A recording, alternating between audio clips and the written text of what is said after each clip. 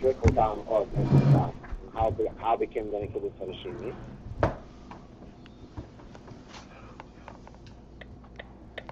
Repeat the question, I couldn't hear it. After the tzimtzum and the or trickled and it became that's the kaf. And how was this the origin of the Nekudas Harishimi? The Nekudas Harishimi, this is what remains from the oil, the tzimtzum. When the tzimtzum removes all the oil, and the Rishimu is that which remains. This is the mitzias that's contained in that oil. But it is devoid of oil. It is just only the mitzias, the kelim element. The Nekudas Harishimi was always, and the kaf came afterwards. Well, the kav also was always, but the kav came from the oil lifnei ha-tzimtzum, but it came as an extra step. Whereas the Rishima is that which remained from before. That's exactly what it says, that the Rishima is actually a higher shaydosh than the kav. Because the Rishima is that which remained after the tzimtzum of the ocean lifnei ha-tzimtzum. The kav is also from the ocean lifnei ha-tzimtzum, but it's a new hamshocha from the ocean lifnei ha-tzimtzum. There was a helam before. Yeah.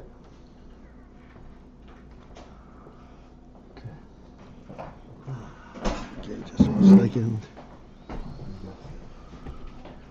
Box on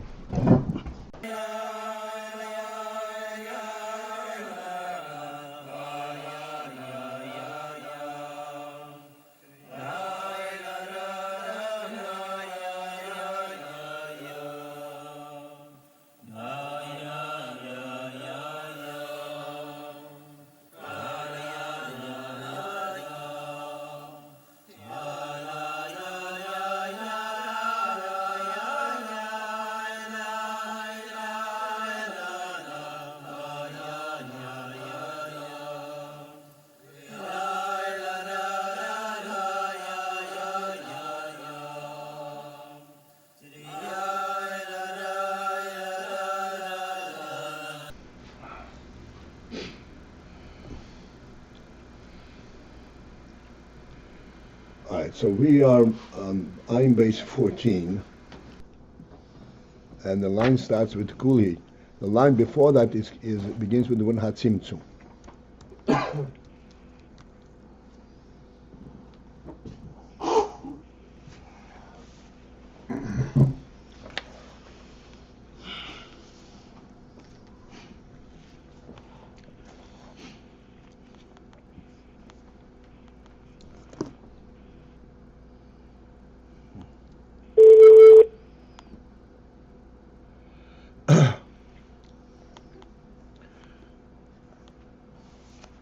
The oir hakav is me'ain.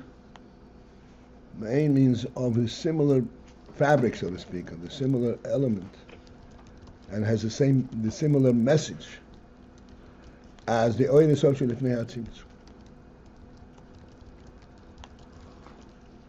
Except that lifnei ha-tzimtzum there was no hischalkus protein, and the kav enabled that hischalus. There is also hischalus, but hischalus protein, you can recognize protein in it. So to identify this principle, how it is without protein and how the protein is hischalus. For this, we used yesterday the illustration of Chokhmah, or better still, closer to home, the illustration of sight. I pointed out sight is really a phenomenal Indian, that at a glance you observe an entire reality. But this reality contains details, protein. But all the protein are completely united in the reality itself. You don't see individual pieces. You see one reality, but it's not devoid of the protein. This is the effect of the tzimtzum. Before the tzimtzum, the protein were not present at all.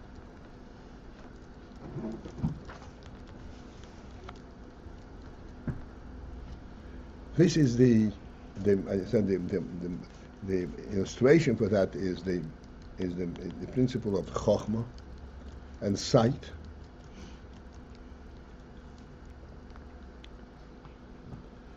And on the practical level, to identify the object itself, we use the concept of the bira. Avraham Avinu was going around the world, and he was telling them this is a bira. Prior to Avraham, they didn't see it as a bira. You know what bira means? A capital city? Bira means a capital building, a structure, a palace. What is this was the first teaching that Avraham Avinu started waking them up. Like, this is a bira. As opposed to what? As opposed to the way they saw it, individual pieces. Individual pieces, these pieces don't have any kind of relationship to one another. This is how they saw it. This is like us looking at a house and seeing a wall and another wall, a roof. Essentially, at this point, we are wise enough to see through this. But this is how a dog sees it. A dog doesn't see a house. A dog sees a wall. They pointed out the dog doesn't even see a wall. That's not understand what a wall is. An obstacle, an obstruction. That's all it sees. This is how they saw it, and this is, unfortunately, this is how scientists see them with the world. A whole bunch of pieces.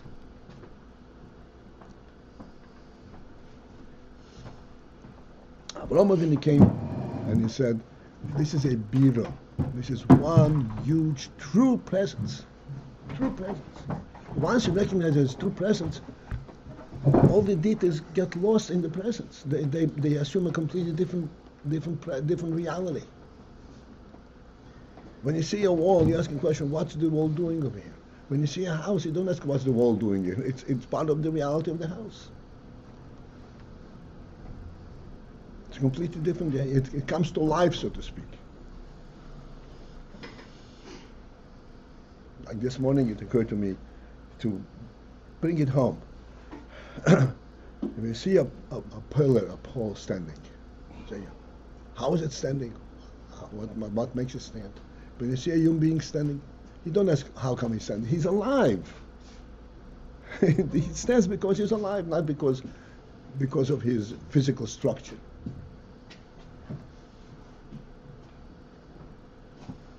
This is the principle that Avraham Avinu says. This is a bira. There's a reality to it. And then from that, he went on to say, if there's a bira, there is a bala bira, and so forth.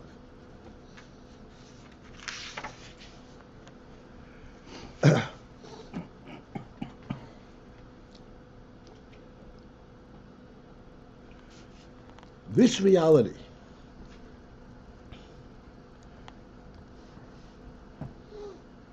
like we're saying in Moshel, this reality that this is a bira. The bira consists of many details, but it represents one principle chayas. The difference between the way this principle chayas exists before the tzimtzum. Let's put it in actual proximity. The person wants to build a home, a palace. First and foremost, he conceptualizes one unit, the reality, what he wants.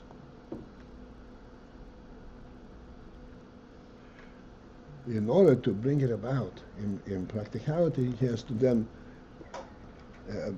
tzimtzum his perception and say, okay, how do you bring it about that it should exist in our physical world? And then you begin to identify all the details that would be necessary and that are actually an outgrowth of this concept, that are contained in this concept. This is after the tzimtzum. After the tzimtzum, you begin to identify that there are protim in it. In the initial concept, there is no protim. There is the reality of it itself. I need to point out another aspect of this because I don't want that we should misunderstand. It's very important.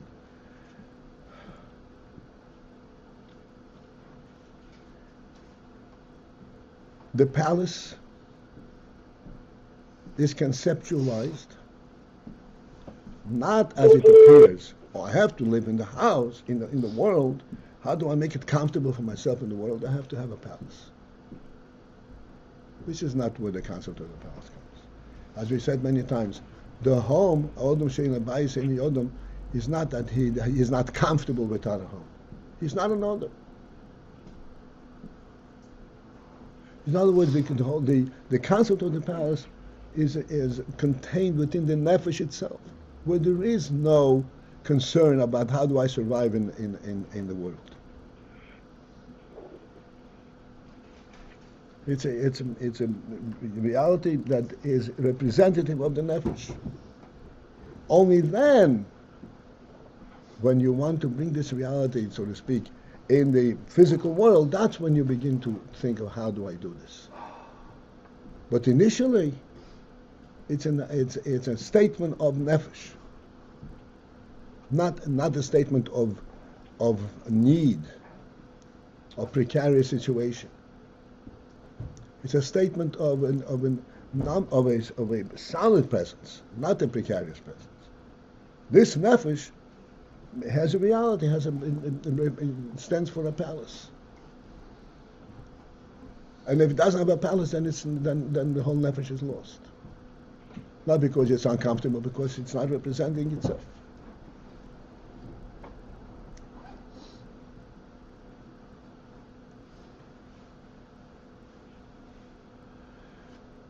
This is what we're saying here, that before the tzimtzum, after the tzimtzum, it's exactly the same oir.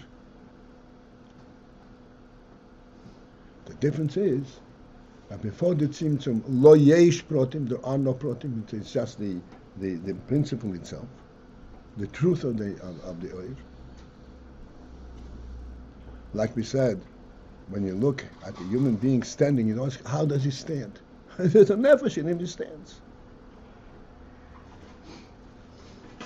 But then when it comes down, practically speaking,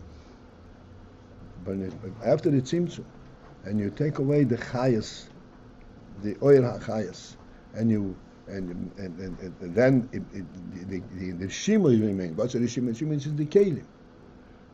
Then you begin to say, okay, how does it really stand? What's the balancing factor? About a human being. This is the emotional human being. And the same thing is in the oir after the tzimtzum, oir hakav. That yes, it represents the entire oir, but there are spheres in it. A whole bunch of spheres. To represent that reality, that truth of the oir, there are a whole bunch of spheres. Ein ketz.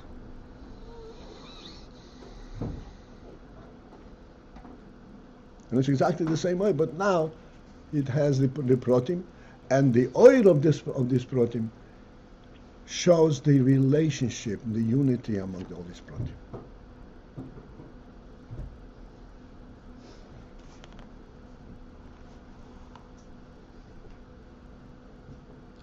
Okay, so now we are staying inside.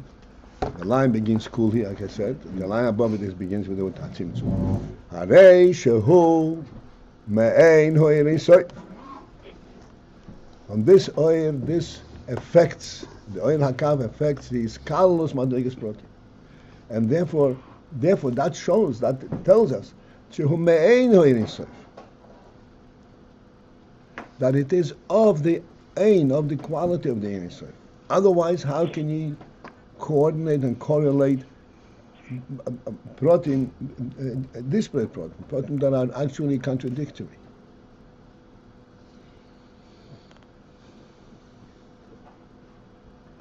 Rabbi. Begam, 1 second.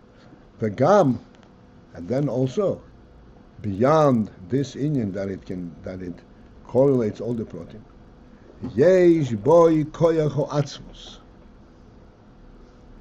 This is what we came to yesterday. In addition to all that, yesh boy koach ha-atzmiut, it actually has this. So far we were talking about the oir ha-atzmiut, the oir ha-leki. And the oil shows how all the protein are actually coordinated and coexist, and not only coexist but actually nichlad. They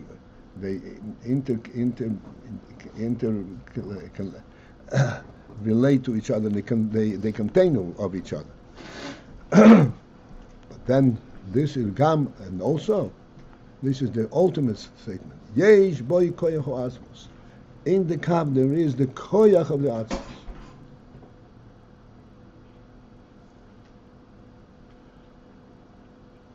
The koach ha-atzmiut. So we started this yesterday. Give me a tissue, please. Oh, okay, thank you so much. Thank you.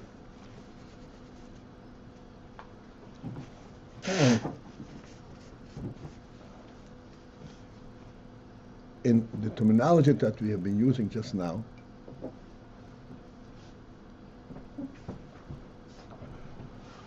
and in fact, this is also to be found in the human being.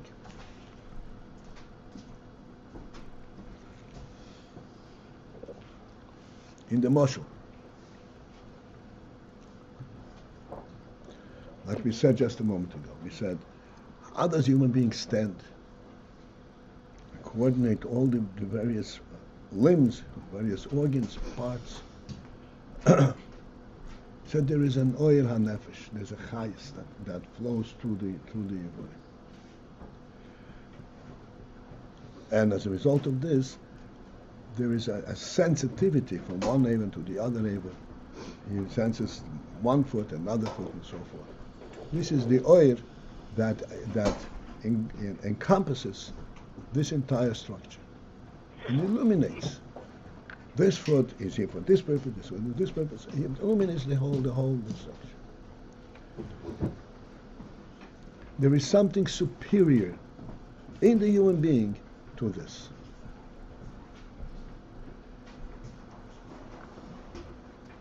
And this is what we call koach ha-atzmiut. The oil that is mispashet in Evorim, the oil ha-nefesh that is mispashet, that actually engulfs the entire body. This oil begins from chokhmah. In chokhmah, the oil in the chokhmah disseminates the chayes ha-nefesh to the entire body, through the heart and so forth. But this is in chokhmah are contained all the ramach Evorim shosagidi.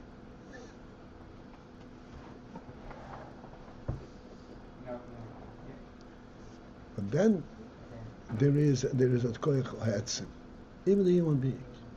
And what is that? This is the ratzon. That effectively, yes, in fact, there is chayes there's chayes that disseminates throughout the body and so forth. But the real koach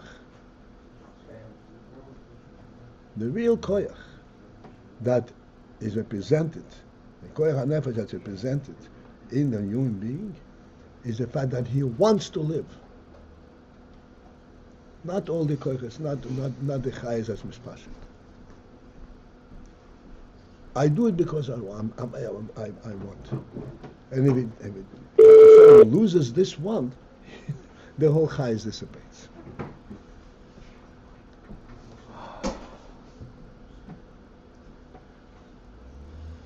This is only a mashal, but it's a mashal, a demonstrative mashal. Because when you say, I want, so what if you want? But you have to affect it, you have to bring it down to the world, you have to make it happen. The ratzon defies all of these rules.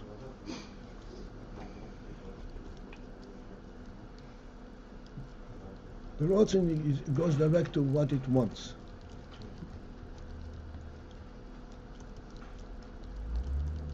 Like a quote from the Baal Shem Tov, Mokim sheritzoyne shalodom shom hu.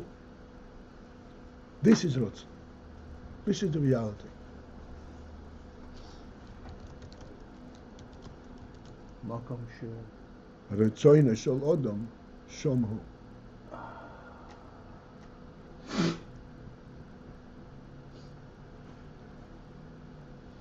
This is what the Rebbe is pointing out. That the kav after the tzimtzum is me'ein ho'erin soif. This is how it is able to correlate and incorporate all the different spheres, all the different others, all the protein. And then beyond that, yesh bekoach ha-atzmiut. Yesh bekoach ha-atzmiut, as it were, is in our terminology, we would say the statement, you be here, you cooperate. I don't care how you're going to cooperate. You just cooperate.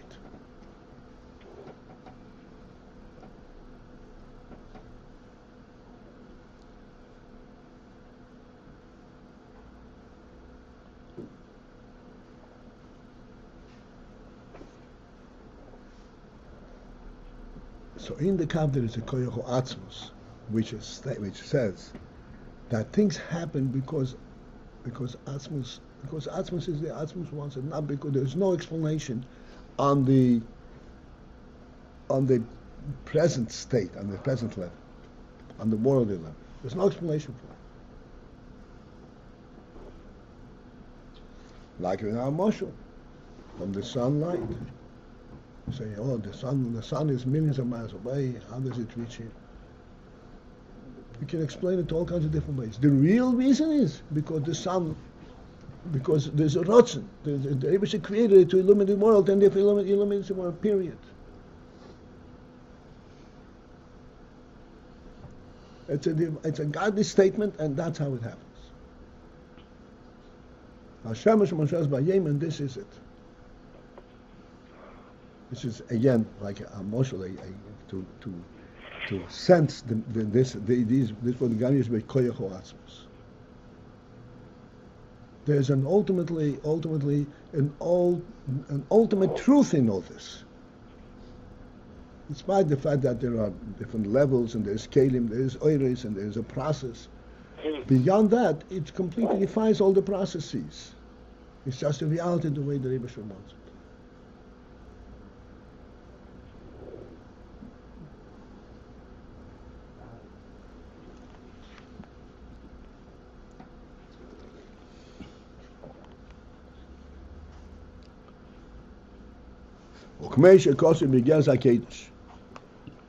And as he says in Gerz HaKedesh Simen Chof, Diber HaMaskil Iyo B'Chayi Echad, this is Gerz in Tanya, Simen Chof,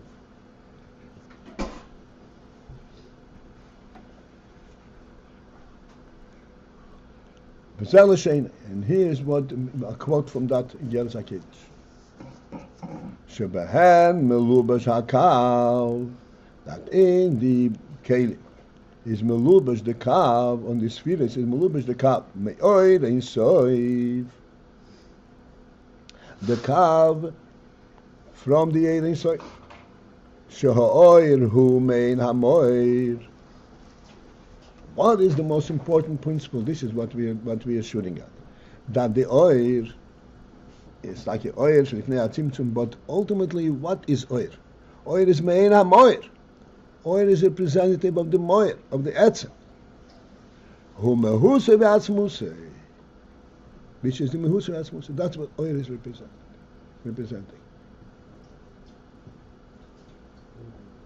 This is mehusei v'atzmusei. And this is the oil that permeates all the spheres and all the kelim in the entire existence.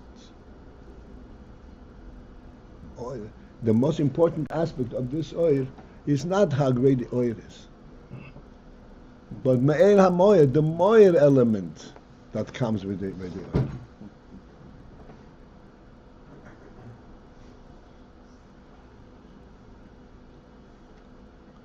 Like we have in our mashal of the host and the guest. The host hosts the guest in his home, gives him a comfort, gives him a chair and a place, and serves him dinner, and all kinds of mishorsim and so forth. What is the ultimate nekuda that is taking place over here? All of these things, this is oil and kalim and so forth. What is the ultimate nekuda that is taking place over here? There's the reality of the host. And if you lose a sense of the reality of the host, this is not a host, this is not a guest, it's not a human being. Like we said, if he is satisfied with the dinner and he doesn't care if the host is there, he's not a human being, he's a dog.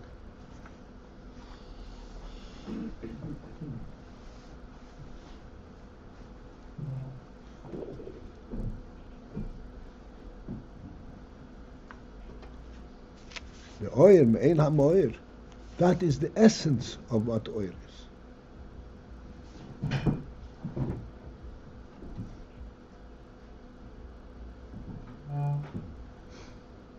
This is why we say a person in his home, Beis is a reality. A person in his home does not need to affect every corner of the home in order to be felt. His presence. This is what keeps the home alive.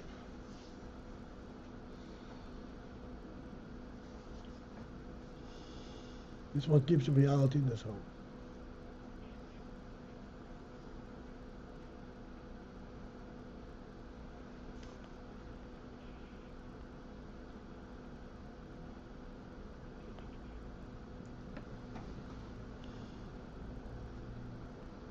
Hooray! Thus,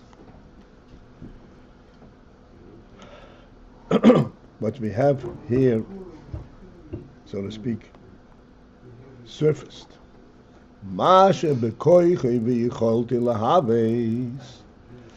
That principle, that essence, that has the koach and the capability, lahavos, to create.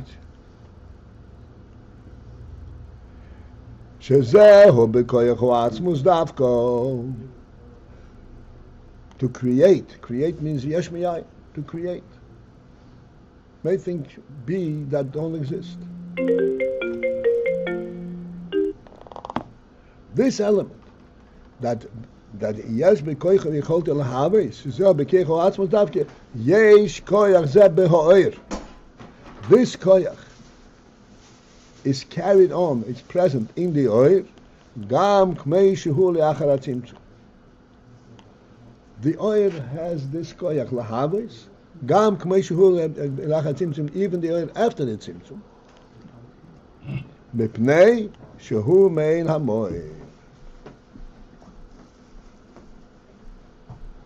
Because the oil is mein hamoy. Mein hamoy means it's a representative of the moy.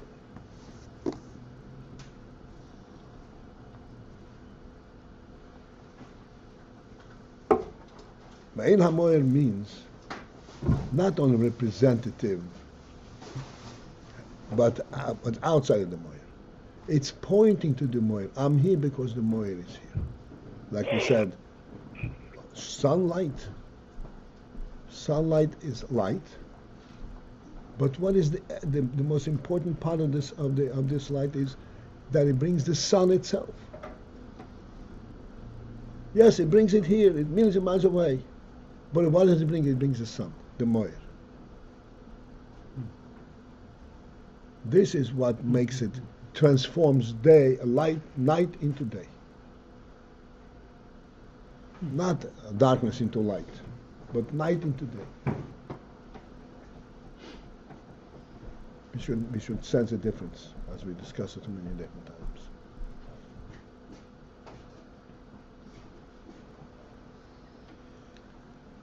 Darkness into light alludes to a process. How light illuminates and pushes away the darkness. Night into day is without a process. That's the reality. It's there because I want it. Without any activity, without any process.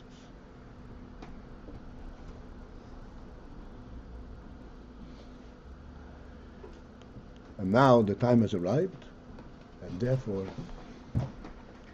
we want to daven. Have a great day. Good morning, everyone. Good morning.